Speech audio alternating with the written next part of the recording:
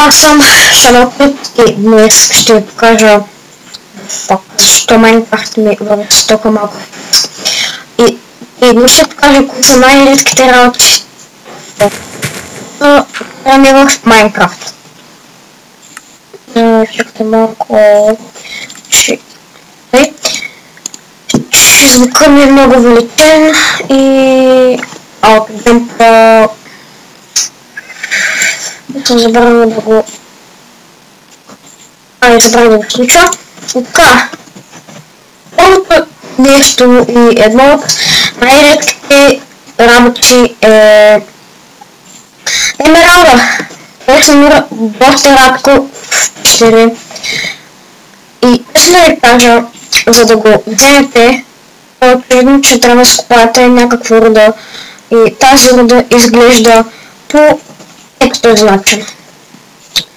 И доста рядко се срещат повече от 3 емералда на едно място, са едни от най-редките работи в Майнкрафта и смятайте, те са 35 пъти по-редки от диамантите.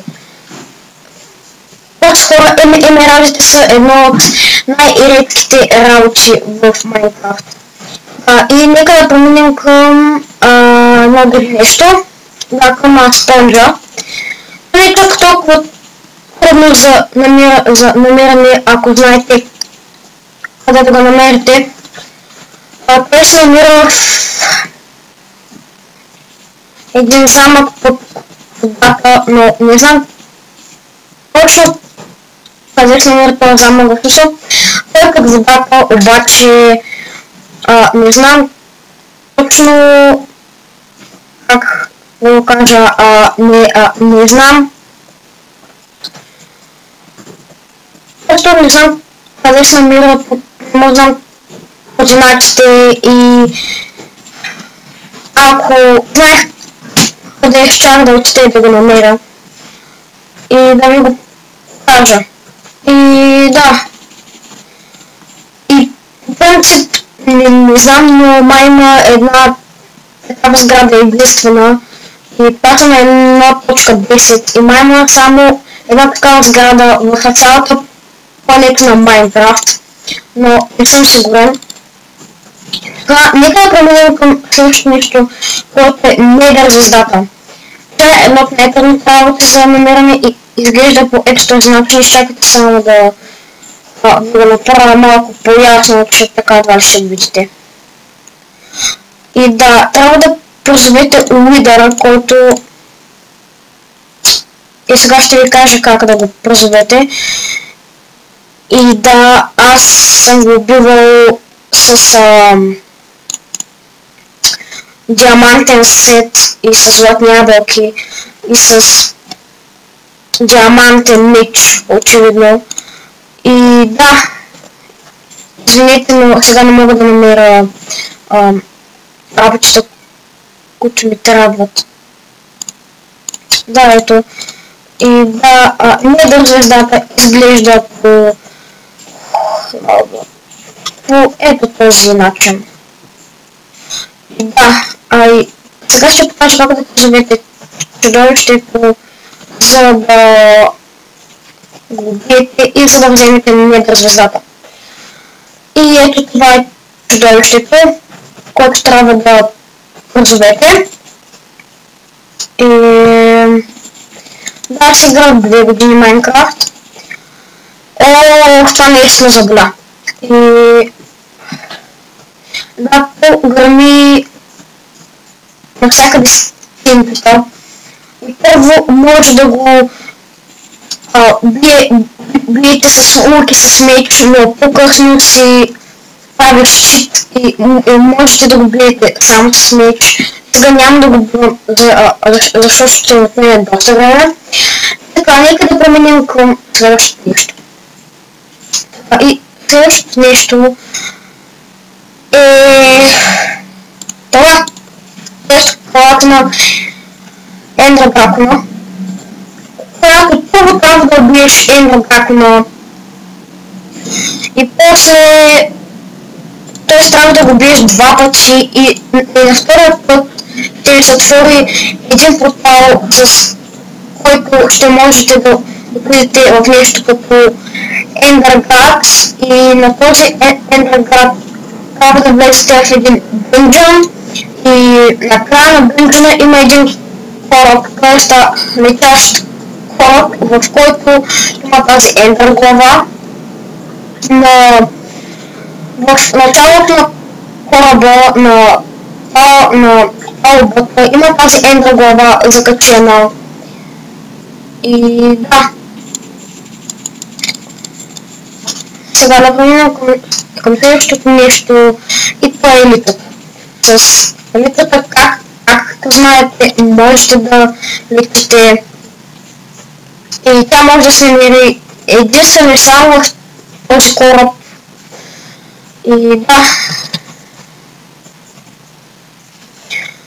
И нека да променим следващото нещо, само да се върнем с Оксена. И да, на Стардезитно. И следващото нещо не е чак толкова трудно за намиране. И това е, както всички знаете, предполагам, седлото, което не мога да го намеря и не ми се обработва с програми. Затова няма да скипвам. И това е ето това седло, което можете да намерите в спаунери под едната точка, като влезете в пещери, в които сега не мога да вляза, защото съм на така да кажем тъмък свят. И като отидете в някоя пещера, има едни стаички, които са, мисля, че 5 на 5, и в тях има спаунери и 2 честа, и в честовете може да има седла, боя на кони, брони за кони. Ето така.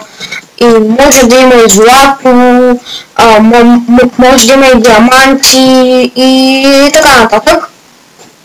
И може да има и дискове за повечето е такива. И другото нещо,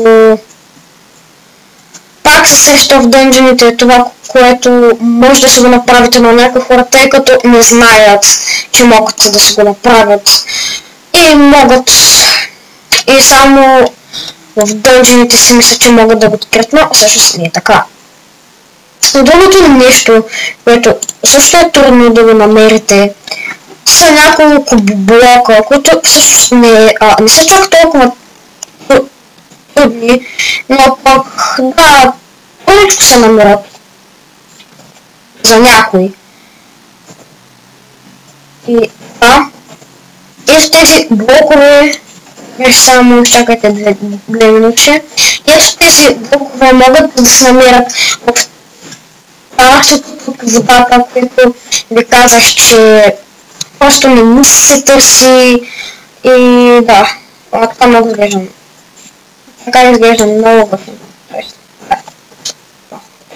И както ви казах, могат да се намират под водата в програмата. Ето тези тук работи, които сега ще видите, можете да ги намерите в Недъра. И ако не са чак толкова трудно за намиране, но просто ги добавиха в 1.9 и в 1.10. И ако някои хора не знаят къде да ги намерят, ето, вече ви казах къде можете да ги намерите. И нещо да не съм забравил. Да, и блоковете, които са направени от злато, можете да се ги крафтите, но ако искате да не си хабите златото за блокове, което е малко вероятно, и точно ако имате много злато и не знаете къде да го слагате, можете да си го направите на блокове. Блоковете, ако не искате да си крафтите, можете да ги отидете в замъка под водата в който сега ще я покажа, има едни чудовища, но не знам с какви яйца са. И да, и чакате, ето тези работи, които са такива, разбрах им имената. Ето тези работи, можете да ги откриете в NC-то и ви казах как може да стигнете до там. И това, ако се включа на Game Mode 1, изстрелва едни глави, които тук ме оценят и започвам да летя и ако падна, и ако се почина високо и после вие летите и ако сте много високо паднете и умирате. И нещо друго, ако забравих да ви кажа, нещо трудно за намиране, нещо да не съм забрал. Да, то не е чак толкова трудно за намиране, но пак ще ви го покажа, ако го намеря.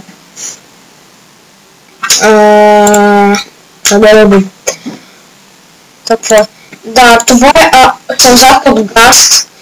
И ние можете да я намерите, т.е. да я вземете, като биете един газ с неговите топки, т.е. той нали стрелят топки. И ако вземете един меч, например диамантен, и като някоя топка се доближи до вас и вие направите ето,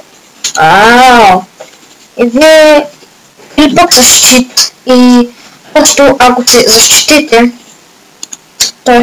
ето така, и топката излита обратно към гаста и ако го цели по гаста, той умира и ви пуска една сълза. И да, това са общо взето работите, които могат да се намерят доста трудно.